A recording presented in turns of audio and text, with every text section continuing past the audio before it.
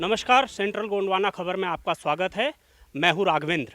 इस वक्त हम छत्तीसगढ़ के दल्ली राजरा में हैं और हमारे साथ बातचीत करने के लिए मौजूद हैं सीपीआई के वरिष्ठ नेता, कोंटा से पूर्व विधायक मनीष कुंजाम। मनीष कुंजाम जी ने हाल ही में अपनी एक नई पार्टी बनाई है, बस्तर राज पार्टी के नाम से। मनीष जी, आपका बहुत बहुत स्वागत है। सबसे पहले तो बधाई आपको। हाँ, धन्यवाद धन्यवाद। मैं आपको राघवेंद्र जो आपने कहा उसमें थोड़ा सा करेक्शन कर देना चाहता हूँ, ठीक कर देना चाहता हूँ। वो है कि मैं अभी सीपीआई पार्टी में रिजाइन कर चुका हूँ जी। और हालांकि खिलाफ में नहीं हूँ, पर मेरी मेंबरशिप नहीं है अभी, और ये स्पष्ट कर दूँ। दूसरा ये कि बस्तर के अंदर जो हमने नया संगठन बनाया है वो कोई राजनीतिक संगठन नहीं है, वो एक स्वतंत्र और गैर राजनीतिक संगठन है और उसका नाम है बस्तरिया राज मोर्चा। तो ये हम लोगों ने बनाया 11 सितंबर 2024 को जगदलपुर में। और जहाँ तक उस संगठन को बनाने के बारे में काफ़ी विचार विमर्श हुआ और कई बुद्धिजीवियों से बातचीत की, यूनिवर्सिटी के प्रोफेसरों से चर्चा की और बस्तर के भीतर भी जो लोग भी थोड़ा बहुत बस्तर को चाहते हैं ऐसे लोगों के साथ भी चर्चा हुई। और लोकल जो बस्तर का जो लोकल समाज है, चाहे ओबीसी समाज हो या एससी समाज हो या एसटी समाज के जो अलग अलग जो जाति संगठन हैं, उन सब से हमने चर्चा की। उसके बाद ही बस्तरिया राज मोर्चे का गठन किया। इस सब के पीछे का उद्देश्य ये है कि आखिर ये जो बस्तरिया राज मोर्चा बना है, उसका उसमें ये कि हम लोग चाहते हैं कि जो जल जंगल ज़मीन है उसका जो उपयोग है वहाँ के जो लोकल जो मूलवासी लोग हैं, आदिवासी मूलवासी, उनके हित में ये उनका दोहन होना चाहिए, उसका उपयोग होना चाहिए। ये सब बात करते करते ये भी कि जैसे कोई माइनिंग है, हम माइनिंग चूँकि पूरा 5वीं अनुसूची वाला एरिया है और वहाँ पे ग्राम सभा ज़रूरी होता है कोई भी माइनिंग के लिए। तो हम ये हमारा ये कहना है कि हमारे जो गांव है या आदिवासी समाज है, ये प्रस्ताव देने वाला ना हो कि प्रस्तावक बने और बाकी लोग कंपनी वाले या बाकी सेठ लोग मज़े लें, ये नहीं, बल्कि हमारे लोग भी मालिक बने और उसके लिए कोई खदान में अगर उत्खनन करनी है तो हमारे लोग करें, कंपनी बनाएं या फर्म बनाएं या समूह बनाएं, उनको ये लीज मिलना चाहिए। और जो भी टेक्नोलॉजी की आवश्यकता पड़े, उसमें रेवेन्यू की ज़रूरत पड़े, अर्थ की ज़रूरत पड़े, पैसों की ज़रूरत पड़े, तो आदिवासी फंड में, आदिवासी विभाग में बहुत सारे फंड्स रहते हैं, उन्हीं को आप उनको दीजिए, धीरे धीरे उत्खनन करेंगे और जो भी मार्केट में रेट है उसको बेचेंगे। ये क्यों नहीं करते? हमारे लोगों के केवल प्रस्ताव बना करके रख देना चाहते हैं दर्शक बन करके, ये नहीं होना चाहिए। ये हमारा एक सोच है। दूसरा ये है कि जैसे छोटी नौकरियां हैं, 4th क्लास का, 3rd क्लास का, ऐसे नौकरियां कम से कम लोकल लेवल पर भर्तियां होनी चाहिए, स्टेट से ना हो, और वहीं के लोगों को भरना चाहिए।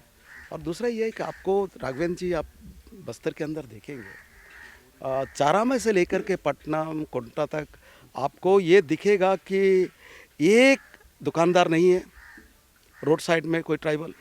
और इससे ज़्यादा ये है कि ये जो ठेकेदारी जो है, ठेकेदारी में आरक्षण तो नहीं है, दुकानदारी में भी आरक्षण नहीं है, एक आदिवासी नहीं है, ठेकेदारी में भी नहीं दिखेगा पूरा। और पूरे के पूरे सब बाहर के बड़े बड़े सेठ लोग ये सब काम धंधों में लगे हुए हैं। और हमारे लोग अगर कोई ठेकेदारी करना चाहता है, पंजीयन भी करा चुका है, तो उनको कोई काम भी नहीं मिलता, राजनीतिक संरक्षण भी नहीं मिलता। हालांकि हमारे एमपी एमएलए हैं, मंत्री हैं, पर उनको सपोर्ट ही नहीं मिलता है, क्योंकि हमारे लोग कोई चमचागिरी पसंद नहीं करते, चमचागिरी करते ही नहीं है। और ठेकेदारी जैसा काम तो चमचागिरी करने वालों को मिलता है, तो ये चीज़ नहीं है, इसलिए ठेकेदार एक नहीं है। तो हम लोग ने कहा कि यार ठेकेदारी काम में तो जाना चाहिए, उसमें आप नहीं दे रहे हो। तो जैसे अभी एक नया चीज़ हम लोग तो बहुत पहले मांग कर लिए थे, इस बीच में कर्नाटका की सरकार ने 4% मुसलमानों को सरकारी ठेका में आरक्षण देने का फैसला लिया। तो बस्तर में हमारे जो मूल निवासी एसटी है, ओबीसी है और एससी समाज के जो लोग हैं, लोकल समाज है, उनको आप कुछ नहीं तो कम से कम 70% आप आरक्षण दीजिए और उनकी संख्या आप देखोगे तो 95% दिए होंगे। मनीष जी, मैं माफ़ी चाहते हुए थोड़ा सा विषयांतर करना चाहता हूँ। आपने कहा कि आपने सीपीआई छोड़ दी है और बस्तरिया राज मोर्चा आपने बनाया है। जी। इसका क्या सीधा मतलब ये है कि अब आप एक्टिव पॉलिटिक्स से बाहर हो गए हैं? नहीं, क्योंकि नहीं। आप कह रहे हैं कि बस्तरिया राज मोर्चा जो है वो एक गैर राजनीतिक मोर्चा है। नहीं, बिल्कुल गैर राजनीतिक मोर्चा है और वो कोई राजनीतिक पार्टी नहीं है। और इसका मतलब नहीं है कि हम जो कर रहे हैं वो भी तो पॉलिटिक्स है। जी। आप इसको कैसे कह सकते हैं कि आपने हम मांग पार्टी छोड़ हम दी। हाँ, बिल्कुल ठीक है। हम ये कह रहे हैं कि हमें बस्तर के लोगों को हमें हक चाहिए, नौकरी में हक चाहिए, प्राकृतिक संसाधनों में हक चाहिए, ठेकेदारी जैसे काम है उसमें हक चाहिए और जो भी काम हो रहा है उसमें हमारी भागीदारी चाहिए। ये तो हम मांग रहे हैं जी। और उसमें गलत भी क्या है? वो यही हम जो मांग रहे हैं, हम जो मांग रखे हैं जनता के बीच में, वो चीज़ तो झारखंड में बहुत पहले से होता रहा है। तो ये एक तरीके से आप हालांकि सरकार पे ये आरोप कोई नया नहीं है, ये आरोप तो लगातार लगते रहे हैं कि बस्तर और इस तरह के तमाम ऐसी जगह हैं जहाँ पे प्राकृतिक संसाधन है, जहाँ खनिज है, सरकारें उसको, चाहे वो कांग्रेस की सरकार हो या बीजेपी की सरकार हो, सरकारें उसको उद्योगपतियों को और ऐसे लोगों को देने पे आमादा रहती हैं, भले ही ये क्षेत्र 5वीं अनुसूची के अंतर्गत आता हो। लेकिन ग्राम सभाओं की अनुमति तो मिलती है। सरकार तो कह रही है कि वो ग्राम सभाओं की अनुमति उनकी मर्जी से सब कुछ कर रहे हैं और उनके लिए कर रहे हैं। हमारे लिए करते तो बहुत सारी चीज़ हो जाता अभी तक। आप देख लीजिए कि कई खदानें बस्तर के अंदर भी खुली, अभी भी चल रहे हैं। आप प्राइवेट की तो बात छोड़िए, जो एनएमडीसी है, जो पब्लिक सेक्टर की कंपनी है, उन्होंने क्या किया, हम लोग के बहुत दबाव की वजह से 2008-9 में स्पेशल भर्तियां हुई जो लोकल लड़कों को भरे।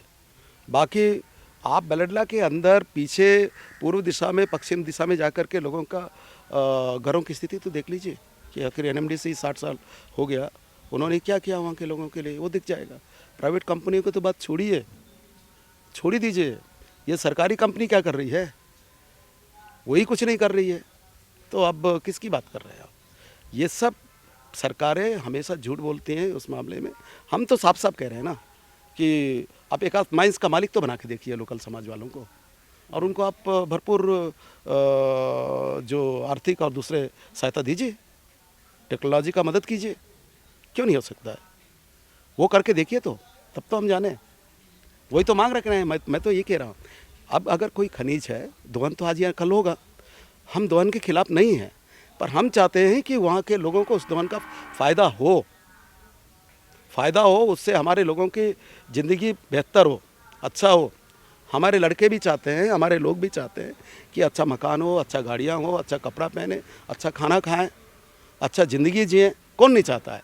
उस तरीके का जो लाइफ जीना चाहते हैं, उसके हक को क्यों छीनना चाहते हैं? जबकि वही जो हमारे लोग ही, हमारे पीढ़ियों से, हजारों पीढ़ियों ने उस संपत्ति को एक तरह से संजो के रखने में उन्होंने बहुत मदद की, सुरक्षित रखने में। तो उसको आप एक झटके में बड़े सेठों को, कंपनियों को देंगे तो अच्छा थोड़ी लगेगा। अभी हाल ही में अगर आपके घर पर ईओडब्ल्यू का छापा पड़ा था, ये तेंदुपत्ता क्या इतना बड़ा मुद्दा है कि उसके लिए मनीष कुंजाम के घर बस्तर में पुलिस पहुंच जा रही है, ईओडब्ल्यू पहुंच जा रही है? ये तेंदुपत्ते की पॉलिटिक्स क्या है? देखिए, तेंदुपत्ता की अलग से पॉलिटिक्स नहीं है, ये मेरे ऊपर छापे पड़ने की पॉलिटिक्स तो अलग ही है। दरअसल ये है करीब 6 करोड़ 54 लाख रुपए का घपला है, और ये घपले की खबर हमें जैसा मिला, हमने इसकी कंप्लेंट की 8 जनवरी को, और अखबारों ने छापा, सोशल मीडिया में ये सब आए, इलेक्ट्रॉनिक मीडिया ने दिखाया। उसके बाद जांच, फॉरेस्ट डिपार्टमेंट ने भी जांच बैठाया, कलेक्टर ने भी जांच बैठाया। तो बैठाने के बाद जो भी जांच हुई, डीएफओ सस्पेंड हो जाता है। और एक बात और बता दूं कि वो डीएफओ उस समय तो सस्पेंड हो गया, अब 2 दिन पहले की खबर है कि वो गिरफ्तार भी हुआ। तो मैं ये कहना चाह रहा हूँ कि ये उसके बाद हम लोग लगातार ये जो संग्रह है तेंदुपत्ता बोनस को जिसको मिलना है, जो संग्रहण किए हैं उनको वो पैसा मिले, भले भले घपला किए हों उनसे वसूला जाए, जो लोग भी प्रबंधक हो या कोई अधिकारी उनसे वसूल करके वो पैसे उनको दिया जाए। ये मांग करते रहे हम लोग। 10 मार्च को भी धरना रैली करके हम लोग ने ये मांग किया। अभी अभी हम लोग 4-5 रोज़ पहले भी ये मांग रखे हम लोग और धरना दिए। और ये जो मैं आपको राघवेंद्र जी बता रहा हूँ, ये जो इतना बड़ा घोटाला जो हुआ है, जनता को सीधे पहुँचने वाला जो पैसा है उसको ये बीच के लोग मिल करके खा गए, प्रबंधक और अधिकारी। और उसमें पता नहीं नेता लोग भी हो सकते हैं। हम तो ये कह रहे हैं कि वन मंत्री प्रभारी मंत्री भी है, हमारे बस्तर का ही है, वन मंत्री भी है, प्रभारी मंत्री भी है, और ये घपला भी वन विभाग के अंतर्गत हुआ है। तो 7-7 करोड़ रुपए के आसपास का घपला है। तो वन विभाग के जो मंत्री है, जो प्रभारी भी है, उसकी जानकारी में नहीं है क्या? और जानकारी में नहीं है तो उसको रिजाइन कर देना चाहिए, मुख्यमंत्री को इस्तीफा वापस ले लेना चाहिए कि वो किस तरीके का मंत्री है। तो सच ये है कि ये सब लोगों की जानकारी में ये घपले हुए हैं और इसके रकम भी उनके तक पहुंचा भी होगा। ये जांच का विषय है, हम तो कह रहे हैं ना। तो बात यह है कि इस घपले को उजागर करने वाला भी मैं, एकलौता शिकायतकर्ता भी मैं। और जांच होती है, जांच के बाद ईओडब्ल्यू में, एसीबी में केस रजिस्टर होता है। रजिस्टर होने के दूसरे दिन मेरे घर में छापे पड़ते हैं और सोची समझी योजना के तहत रजिस्टर होता है और दूसरे तीसरे दिन मेरे घर में ये अधिकारी लोग पहुंच जाते हैं। उस छापे में मिला क्या? कुछ नहीं मिला, एक पुटी कौड़ी नहीं मिला। और क्या बोलूँगा। अब हमारे सुकमा घर में 72,000 रुपये मिले, वो तो इतने रहते ही है। फिर वो तो हम लोग एक पुरानी गाड़ी बेचे थे, वो तो आप पूरा कागजात हम लोग दिखाएं, उसमें कुछ पैसा घर के काम में लग गया और इतना पैसा बचा है, वो तो हम लोग ने दिखा दिया। बाकी कुछ सामान वामान का लिस्ट बनाए, लिस्ट बनाए मतलब दिखाने के लिए, शो करने के लिए। कोई जब्ती के लायक तो कुछ था नहीं। और फिर मेरा मोबाइल जब्त किए और रामाराम के घर में, जहाँ गांव में है, वहाँ से मेरा डायरी, डेली डायरी 4 टो, और मेरा वहाँ का जो मोबाइल जो यूट्यूब में देखता हूँ आप लोगों का जैसे समाचार, और आपके दर्शकों को बता रहा हूँ मैं कि वो मोबाइल जो यूट्यूब में सारे समाचार देखता था। हालांकि टीवी भी है, पर टीवी में आजकल समाचार देखने की इच्छा नहीं होता, तो हाँ नहीं, तो मैं यूट्यूब में देखता रहता हूँ। वही वाला वो मोबाइल को 4 डायरी और एक मोबाइल को जब्त करके लेके गए, बस यही है। और उसमें कुछ मिलना नहीं है, मैं जानता हूँ। वो अलग बात है कि ये लोग और कोई प्रोग्रामिंग वगैरह कर दे, ये एक शंका है। हालांकि हमने इसको शंका जाहिर की, पर सुप्रीम कोर्ट का तो अलग गाइडलाइंस है, आदेश है, मुझे उससे कोई डर नहीं है। तो मैं यही कह रहा हूँ कि ये पहली घटना है। शिकायतकर्ता मैं, एक्सपोज करने वाला मैं, जांच के लिए लिखने वाला मैं, हड़ताल करने वाले हम लोग, और छापा भी हमें पर पड़ जाए, ये तो गजब हो गया। ये कहाँ ऐसा होता है? और जो लोग, अब सच है, मैं ये बात कंटिन्यू कह रहा हूँ वहाँ लोगों का, कि सत्ता बीजेपी की, उनके कार्यकाल में घपले हुए। तो ऐसे जो घपले वाले पैसे हैं, वो किन के पास पहले जाएंगे? सत्ता से जुड़े हुए लोगों के पास जाएगा ना। वही तो अधिकारियों को या जो भी प्रबंधक के नीचे के या ऊपर के लोग को प्रोटेक्शन देंगे, सुरक्षित करेंगे, और उनके ऊपर कोई कार्रवाई भी होगा तो वही लोग बचाएंगे। इसलिए सबसे पहले ऐसे वाले पैसे तो उनके पास जाएगा। उनके यहाँ तो कोई छापे पड़े नहीं, फिर हमारे यहाँ क्यों पढ़ना है? जो खुद ही कंप्लेंट करता हूँ, इसकी जांच होना चाहिए, पैसा जो वाजिब लोग हैं उनको मिलना चाहिए, जनता को। ये मांग करने वालों पर ही ये छापे पड़ेगा। तो इसके पीछे कोई और रहस्य होगा, कोई बात होगा, और वो आप लोग जैसे पत्रकार लोग जांच करिएगा। और क्या बोलेंगे हम? अच्छा मनीष जी, हमने तो इस बारे में बहुत सारी बातें कहा कि बलरला पहाड़ को धीरे धीरे पूरे कॉर्पोरेट्स को दे रहे हैं, उनके खिलाफ कोई मूवमेंट ना हो, इसलिए भी इस तरीके के छापे पड़े हैं। और क्या है? आवाज़ बंद करना। आवाज़ बंद करने के लिए तो हमारे यहाँ, हमारे देश में मुख्यमंत्रियों को भी जेल में डाल दिया जाता है। वो तो सबके सामने, कई विपक्षी नेताओं को जेल में डाल देते हैं, ईडी और सीबीआई और इनकम टैक्स का डर बताकर पता नहीं क्या क्या कर देते हैं। तो वो सब कड़ी का एक हिस्सा है। ये भी, इसको आप इस रूप में देखिएगा। मैं आपको विस्तार से बताया हूँ, ये एक सच्चाई है जी। मनीष जी, बस्तर पिछले लगभग 45 सालों से माओवाद, नक्सलवाद की चपेट में है। बहुत बड़ी घटनाएं हुई, बहुत तरह तरह के उसके पक्ष में, खिलाफ में आंदोलन हुए। अभी 2025 में नक्सलवाद की बात हो रही है, लेकिन उसके कारण बदल गए हैं। अभी इससे पहले माओवादी हिंसा की बात होती थी, पुलिस जो नक्सलियों को, या कई बार पुलिस पर यह भी आरोप लगते थे कि उसने आम लोगों को नक्सली बताकर मार दिया। अब ये शांति वार्ता की बात हो रही है। इस समय जब देश के गृह मंत्री ने डिक्लेयर कर दिया है कि सन 2026 31 मार्च तक इस देश से माओवाद का खात्मा हो जाएगा, इस समय ये शांति वार्ता की जो बात हो रही है, इसका कोई तुक है? मैं इसलिए ये सवाल आपसे पूछ रहा हूँ क्योंकि अब एक पक्ष जो है वो इतना मजबूत है और दूसरे पक्ष के पास तो अब लगता नहीं है कि कुछ भी बचा है। नहीं, ये आप बिल्कुल सही कह रहे हैं और उसमें कोई गलत आकलन नहीं है आपकी बातों में। बिल्कुल सही बात कह रहे हैं। आज सरकार पूरी तरह हावी हो चुकी है और ऐसे परिस्थिति में, ऐसे हालात में माओवादी लगातार अपनी तरफ से कह रहे हैं कि हमें शांति चाहिए, शांति वार्ता चाहिए। तो शांति वार्ता करने के लिए मुझे तो नहीं लगता कि केंद्र या राज्य सरकार उसके लिए तैयार है, और उनकी बातें तो बॉडी लैंग्वेज से ही पता लग जाता है। तो वो तो पूरा घेराबंदी भी कर चुके हैं पूरे एरिया का। तो अब ये लोग कह रहे हैं कि हमें शांति चाहिए।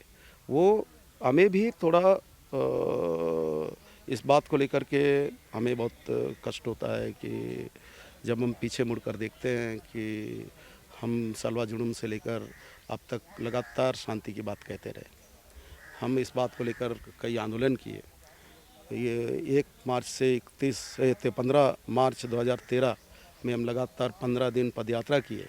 कोंटा से लेकर दंतेवाड़ा और जगदलपुर तक बड़ी बड़ी सभाएं हुई।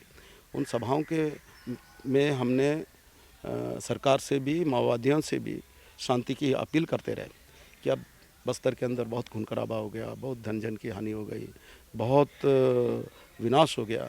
अब बस्तर में और खून खराबा नहीं चाहिए।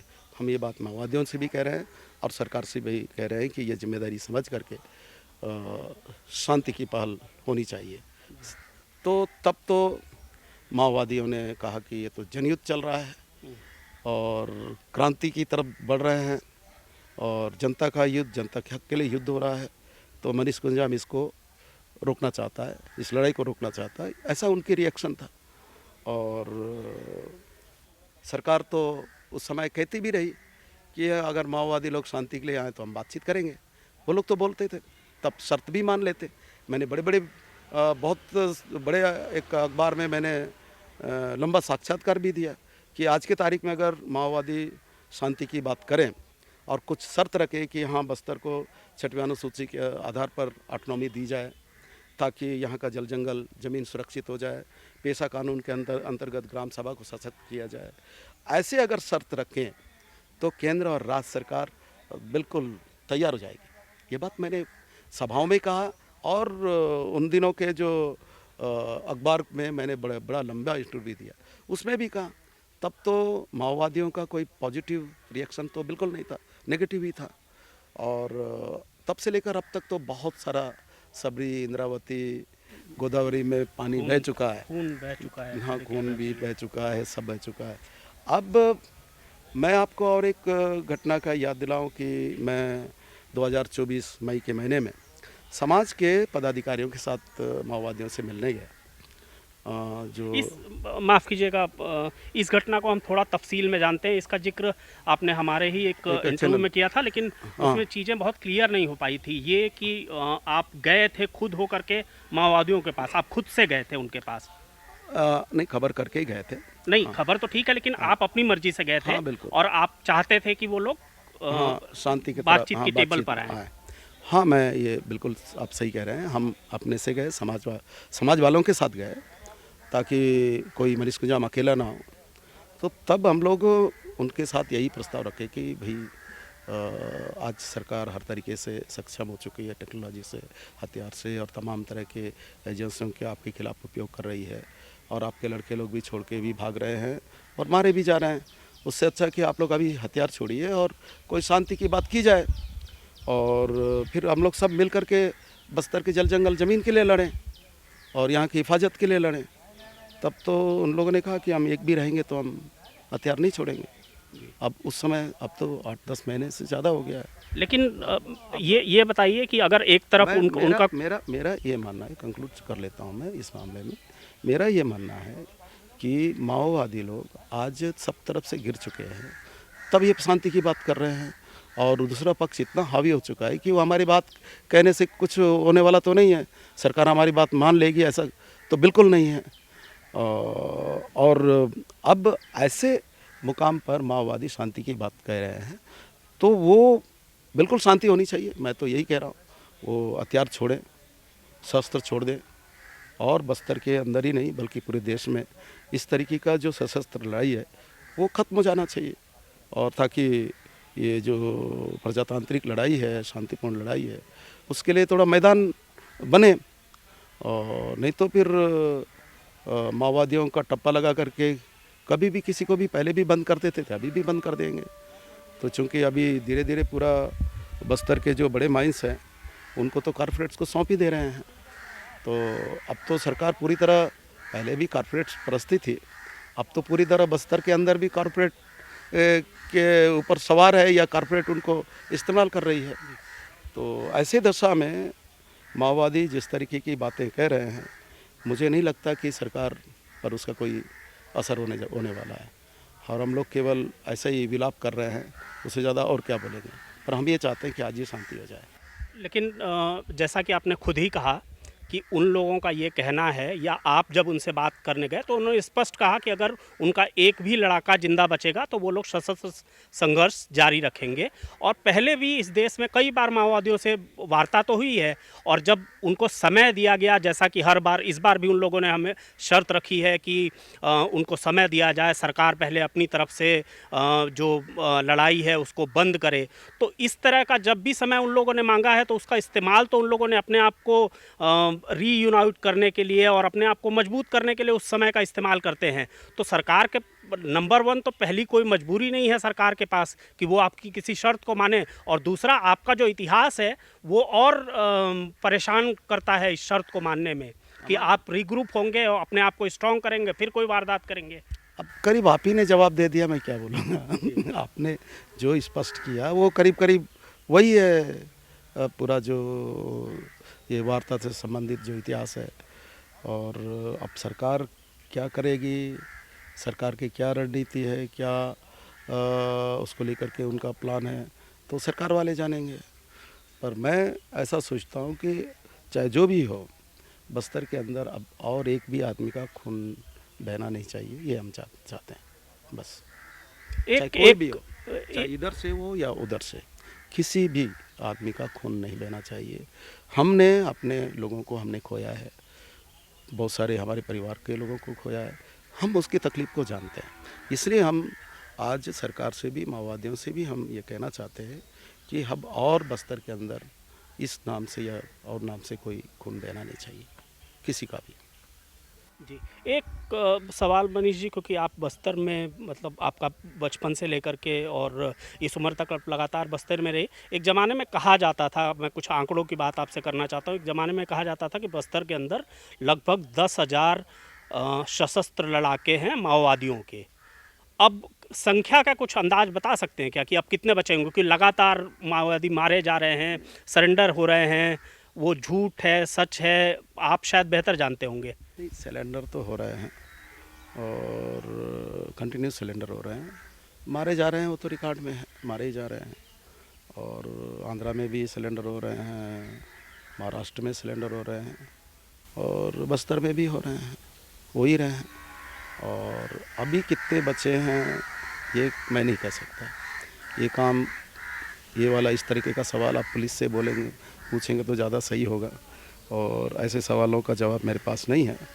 पर जो लोग भी हैं, हम ये चाहते हैं कि अब लड़ाई बंद हो जाना चाहिए। जी, मान लीजिए कि जैसा कि इस देश के गृह मंत्री कह रहे हैं कि 26 जनवरी 2026 को माओवादी खत्म हो जाते हैं, तो माओवादी जब खत्म हो जाएंगे तो माओवादियों के बिना बस्तर कैसा दिखेगा?